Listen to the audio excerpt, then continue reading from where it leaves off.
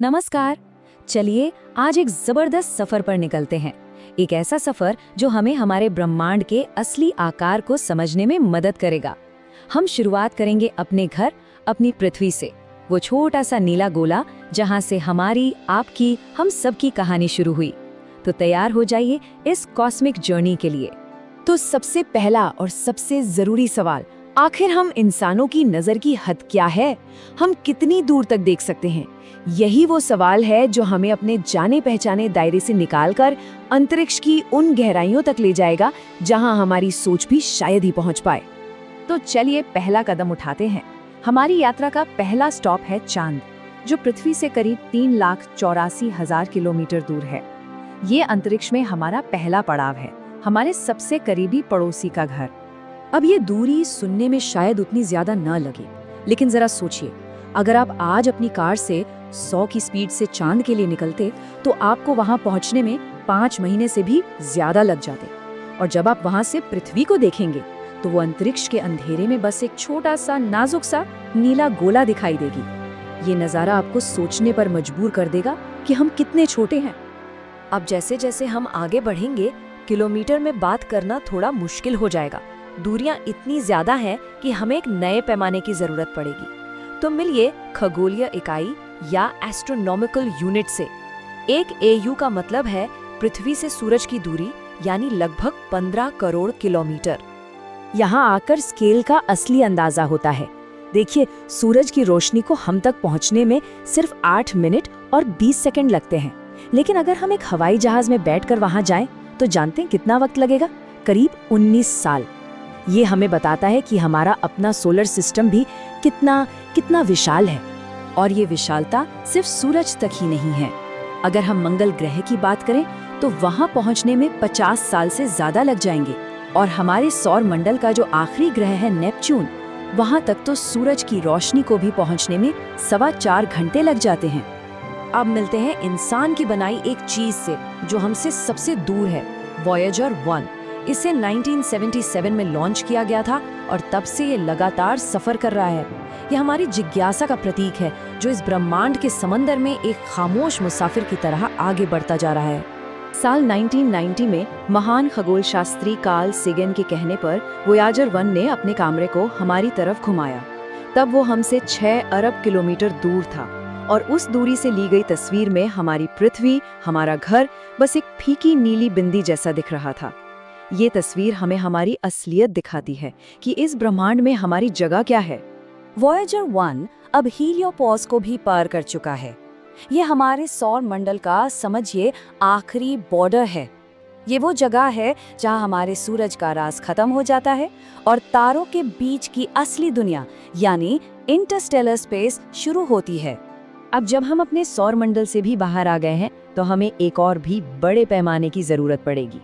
अब बात होगी प्रकाश वर्ष में, मतलब वो दूरी जो लाइट 1 साल में तय करती है। तारों के बीच के फासले को समझने के लिए ये जरूरी है। तो हमारा अगला पड़ाव है अल्फा सेंटोरी, हमारा सबसे करीबी तारा। ये हमसे 4.4 प्रकाश वर्ष दूर है, यानी लाइट को भी वहां पहुंचने में 4.5 साल लग जाएंगे। और हमारी आज की सबसे तेज टेक्नोलॉजी यानी वॉयेजर जैसा स्पेसक्राफ्ट, उसे वहां पहुंचने में 70,000 साल से भी ज्यादा लगेंगे। ये है तारों के बीच सफर करने की असली चुनौती। चलिए अब जरा और पीछे हटते हैं और अपनी पूरी आकाश गंगा मिल्की वे को देखते हैं। ये लगभग 1 लाख प्रकाश वर्ष चौड़ी है और इसमें अरबों खरबों तारे हैं। और इस महासागर में हम इंसानों का पूरा वजूद, हमारे सारे सिग्नल सिर्फ 100 प्रकाश वर्ष के एक छोटे से बुलबुले में सिमटे हुए हैं।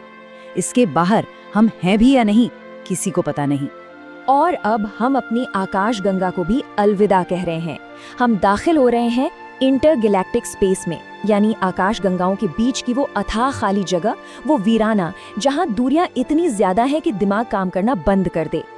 लेकिन हमारी आकाश गंगा भी अकेली नहीं है। ये लोकल ग्रुप नाम के एक झुंड का हिस्सा है।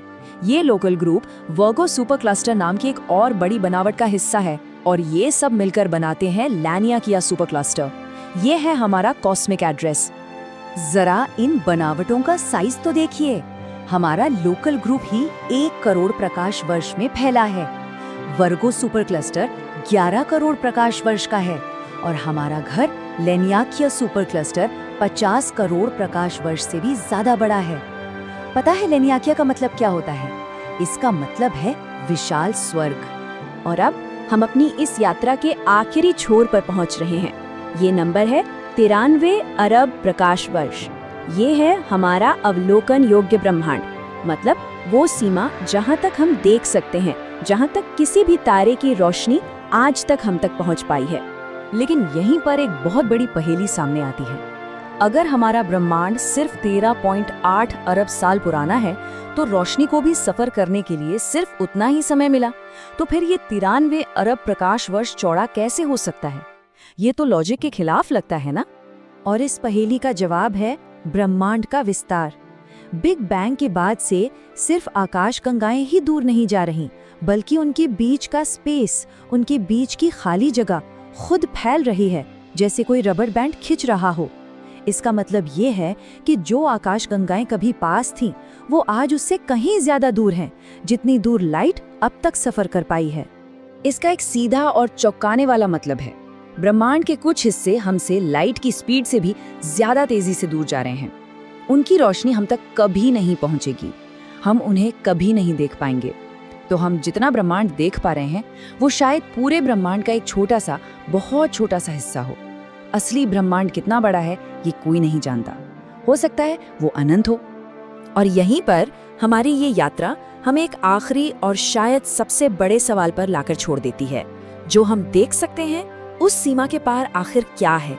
ये एक ऐसा सवाल है जो हमें ब्रह्मांड के अनंत रहस्य और आश्चर्य के एहसास से भर देता है और याद दिलाता है कि जानने के लिए हमेशा और भी बहुत कुछ बाकी है।